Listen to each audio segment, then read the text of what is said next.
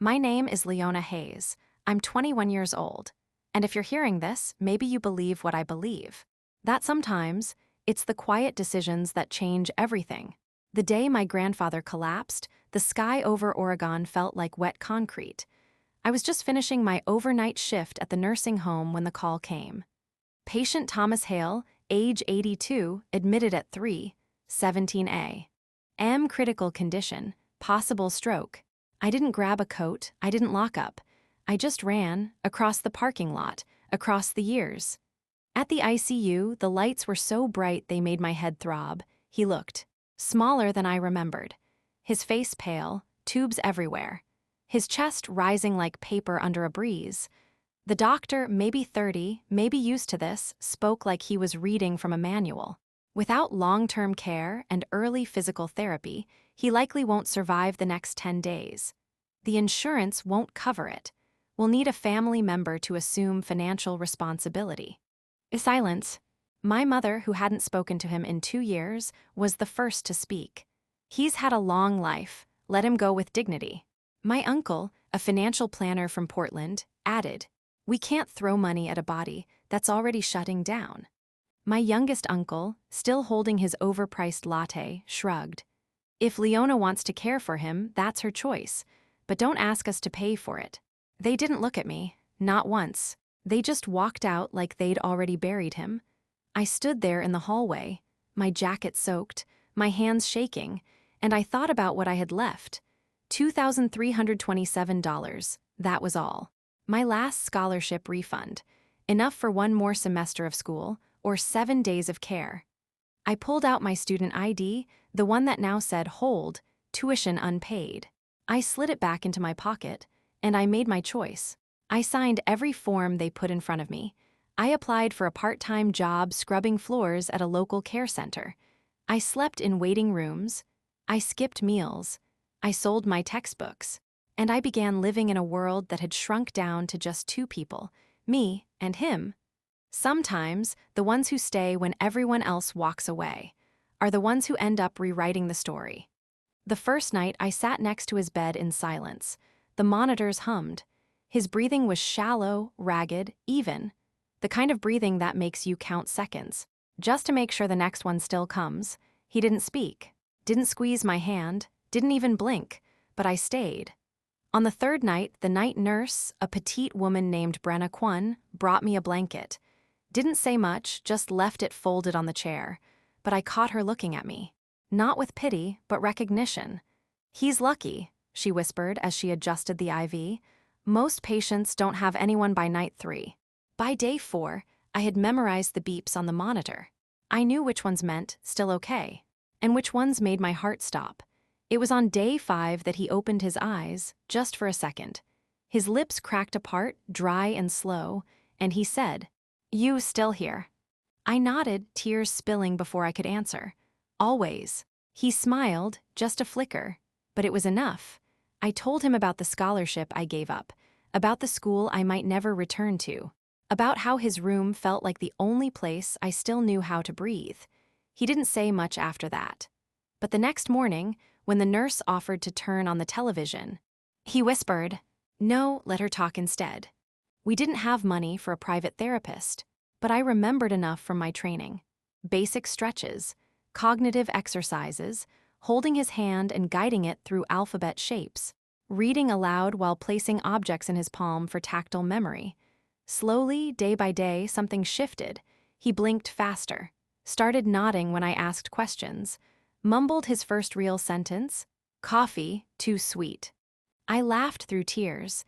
It was the most beautiful complaint I'd ever heard. When they released him, against medical odds, we didn't go back to the old house. He couldn't live there alone, and I couldn't afford an apartment. So we found a room above a rundown laundromat. 1 bedroom, 1 flickering light, 1 stubborn radiator that coughed more than it heated, but it was ours. During the day, I worked 2 shifts. At night, I sat across from him in the tiny kitchenette, where he taught me to fix broken radios, not just how to repair the wires, but how to listen for where the silence began. "People are like machines," he said one night, handing me a screwdriver. "If you understand what they need, you can rebuild almost anything." I didn't know it then, but we weren't just fixing radios. We were rebuilding each other. It started with a fall. He was trying to make tea, and even though I'd begged him to call me for help, he wanted to prove he could do it himself. He slipped. It wasn't serious, just a bruise on his hip. But the sound of the kettle crashing still haunts me. That night, I couldn't sleep. Not because he was hurt, but because I realized how close I had come to losing him again. I scoured the internet for solutions. Wearable sensors, motion detectors, they were all expensive, complicated, designed for facilities, not for small, shared apartments above laundromats. So we built our own. It started with duct tape, an old pager, and a vibration motor from a broken phone. He called it a Frankenwatch. I called it a prototype. The first version buzzed every time he moved. The second didn't buzz at all. The third worked sometimes. He became my test subject, cheerleader, and comedic relief all in one. Want me to fake a fall again? He'd grin. I think this time I'll go for dramatic flair. We tested at home, then in the hallway. Then I brought it to my part-time supervisor at the care center. She was skeptical until one of our residents fell in the bathroom, and our prototype was the first thing to alert staff. We called it the REACT band, short for Responsive Activity Band. Lightweight, affordable, customizable for elderly users, simple enough for anyone to set up. I applied for a community tech microgrant. We received $2,500, enough to upgrade the prototype, print the first batch of components, and lease a small table at the town's community center. That's when Henry Park, the retired mechanic who lived downstairs, offered to help. He smelled like WD-40 and peppermint. He swore more than he smiled, but he had a soldering iron and a soft spot for my grandfather. "Kid," he said, examining the circuit board, "this ain't junk. It's the kind of thing that saves people." A few weeks later, Nurse Brenna, now working part-time with Elder Outreach, introduced me to a director at a local senior center. They agreed to trial 6 devices. Within 2 months, we'd recorded 4 actual fall interventions and received more requests from other facilities. By year 2, we had a waiting list, a community of volunteers, a cardboard sign above our garage that said, "REACT Care, built for those who stay." And every night, before I shut down the lights, I'd find him sitting in that same wobbly chair, tapping his notes into a weathered journal with a pencil stub. "You didn't just fix me," he said once. "You built something bigger than both of us." I didn't respond. I just looked at him, at the man everyone walked away from, at the man who taught me to listen for silence and respond with love. He passed away on a Sunday morning. There was no dramatic moment, no final gasp, just the sound of soft wind outside our window, and the sun casting slow light across the wood floor. He was sitting in his chair, the one he called his thinking spot, a closed notebook in his lap, a half-finished cup of chamomile beside him. He looked peaceful, like someone who had finally completed something. I sat with him for a long time, held his hand, listened to the silence, not because I didn't know what to do, but because I wasn't ready to live in a world that didn't include him. His funeral was small, exactly how he'd wanted it. No flower arrangements, no long speeches, just a few neighbors, a retired nurse or two, Henry in his patched-up jacket, and Daisy, a quiet 17-year-old from our training program, who insisted on reading a poem she'd written on a napkin. I was helping pack up the chairs when I heard the sound of heels on gravel. Sharp, deliberate, late. I didn't need to turn around. I knew who it was, my mother, in a sleek black coat like she was walking into a corporate merger. Behind her, my uncle from Portland, tight-lipped and impatient, and Myra, my cousin, clutching her phone and a designer purse. Like she'd just stepped off a train from law school. They looked around like tourists, visiting a grief museum. "Leona," my mother said, arms half outstretched. "Sweetheart, you've grown into such a strong woman." I didn't answer. She tried again. "I know things got complicated back then, but we're still family. Your grandfather would have wanted us together for this." I held her gaze. "He's inside. You have 5 minutes." After the service, as I folded the memorial slips for our latest elder safety grant, she reappeared beside me, smiling that thin, calculated smile. I remembered from every birthday dinner growing up. "So, about the estate," she said, like discussing weekend plans. "I assume there's a will. Your grandfather wasn't careless." I didn't flinch. "There is," I replied. "You'll hear everything tomorrow, but just so you know, he wasn't nearly as forgiving as I am." She blinked once, but it was enough to break the surface. Behind her, Myra frowned. The uncle muttered something under his breath. I didn't listen, because I'd already decided, whatever they expected, they weren't going to get it. The next morning, I arrived 15 minutes early, not because I was nervous, but because I had waited 7 years for this moment. The law office sat above a bakery. The hallway smelled like old paper and warm cinnamon. I found my seat at the end of a long, polished oak table. In front of me sat a sealed envelope and a small wooden box. His box. The one he told me never to open until today. A few minutes later, the door opened. They entered like a board of directors, my mother in heels that echoed too loudly, my uncle scanning the room like he owned it. Myra, my cousin, sat across from me, already smirking. No one said hello. Mr. Owen Banning, my grandfather's lawyer, cleared his throat. His voice was calm, precise. The kind of tone that doesn't invite argument. "This is the reading of the last will and testament of Thomas Hale, dated and notarized on his 82nd birthday." He glanced toward me. "Miss Hayes, if you would, please open the box." I lifted the lid. Inside was his old pocket watch, the one he wound every morning at 7 a.m. without fail. Beneath it, a flash drive and a single folded note. I passed the drive to Mr. Banning without a word. He plugged it into the small monitor in front of us. The screen flickered, and there he was, my grandfather, sitting in his chair, his voice steady but soft. "If you're watching this, I've already said my goodbyes. And if the people I suspect are in this room are actually there, well, I'm not surprised." Myra rolled her eyes. My uncle shifted in his seat. My mother stayed still, but her lips pressed into a line. "Let me be clear," Grandpa said. "I, Thomas Hale, leave the entirety of my estate, including all intellectual property, remaining financial accounts, and full ownership of Rayact Band, to my granddaughter, Leona Hayes." "Everything." My uncle gasped. Myra sat up, stunned. My mother finally spoke, her voice sharp, brittle. "This isn't legal. She was with him every day. Who knows what she convinced him of?" "Mr." Banning raised a hand and held up a notarized document. "Mr. Hale passed a full cognitive evaluation 2 weeks before this recording. No signs of impairment, no undue influence. The will is valid and binding." My cousin slammed her palms against the table. She was a janitor, a dropout. She lived off him. The screen continued, unbothered. "To those who say she took from me, I say this, she gave me 7 more years. She gave me mornings with sunlight and laughter. She gave me peace when the rest of you gave me silence. And she stayed. You didn't." When the video ended, there was no applause. Just air conditioning and legacy humming in the silence. Mr. Banning folded the documents, then looked up one final time. "There are no alternate beneficiaries. The will includes a no-contest clause. Any attempt to challenge it will result in forfeiture of all claims." They sat frozen. But I wasn't done. I reached into my bag and pulled out the last envelope.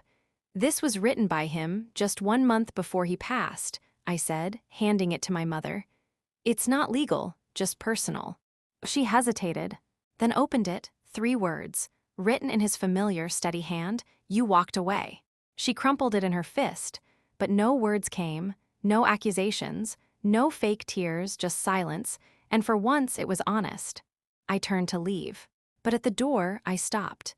"You lost the inheritance," I said quietly, "but you lost him a long time ago. I didn't take anything from you, you gave it all away. The day you chose convenience over love." They didn't leave quietly. The moment the glass door of the law office shut behind us, my mother turned to me with eyes like cut glass. "You think this makes you better than us?" She hissed. "You manipulated an old man on his deathbed and tricked him into signing everything over."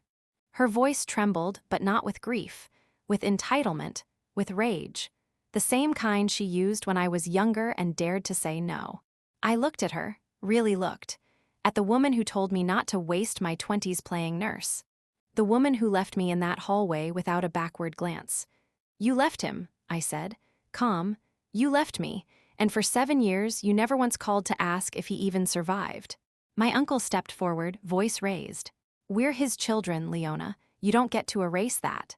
I didn't flinch. Then tell me what that title meant to you. A duty. A name on a will. Or just a shortcut to a payday you thought you were guaranteed. Myra stepped between us, her voice cold, clipped. We can challenge the will. We'll go public. Tell the media you isolated a dying man. That you took advantage of his age. That you cut us out. I didn't smile, but I didn't waver either. Do it, I said, and I'll release everything. The full video of his testimony, his mental health evaluations, his daily journals. And the letters, the ones he wrote about each of you, detailing not just what you did, but what you didn't do. They stopped because they knew. They'd lost him long before they lost the will. I reached into my coat one last time and handed Myra a flash drive. This has his final journal entry. He wrote it the day before he died. It's not for the courts. It's for you. If you're brave enough to read it. I didn't wait for a reply. I walked to the sidewalk, felt the wind hit my face. And for the first time in years, I didn't feel small. I didn't feel like the abandoned girl in the hallway. I felt steady. I felt whole. I felt chosen. Not because of blood, but because of what I chose to be when everyone else walked away. 6 months later, I still lived in the same upstairs apartment. Same radiator. Same tea kettle, but everything else had changed.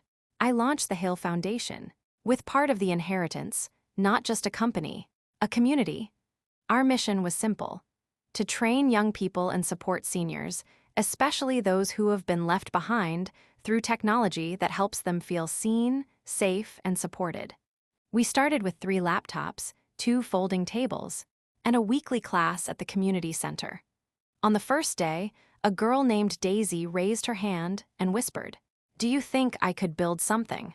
Even if I've never really done anything before." I handed her my grandfather's old wrench, the one he swore fixed more than circuits. "You already have," I said. We called our next-gen device the Hale Band, not just to honor the man who helped invent it, but because Hale means whole, healthy, and alive. Everything they said he'd never be again. I still wake up at 7:00 a.m. every day, not because I have to, but because I still wind his pocket watch. The one he left me in that wooden box. It ticks softly now. Like a whisper I carry through the day, I wear it around my neck not for time, but for memory. Every morning, before the team arrives, I sit in his old chair, the thinking spot, and open my notebook. Sometimes I draw new designs, sometimes I just write down one name, someone we helped, someone who stayed. Because that's what this was all really about. Not money, not revenge, not titles or courtrooms, but staying when it was hard, when it was quiet, when there was nothing in it for me. Except love. Daisy graduated last month. She walked across that community center stage in sneakers and a borrowed dress. Her grandma was in the front row, wearing a Ray Act band Daisy had built herself. After the ceremony, she pulled me aside, held up the wrench I gave her, and asked, "Do you want this back?" I shook my head. "No," I said. "It's yours now, just promise me one thing."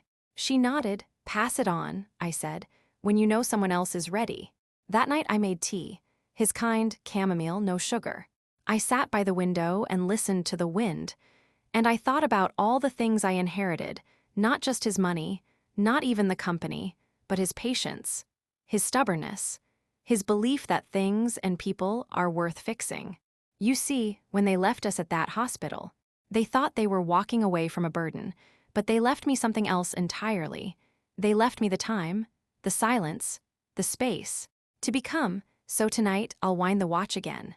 And one day, when someone else is ready, I'll hand it to them, not because it's valuable, but because it carries everything that matters. And I'll say the words he once said to me: "You stayed, you built, and now it's yours."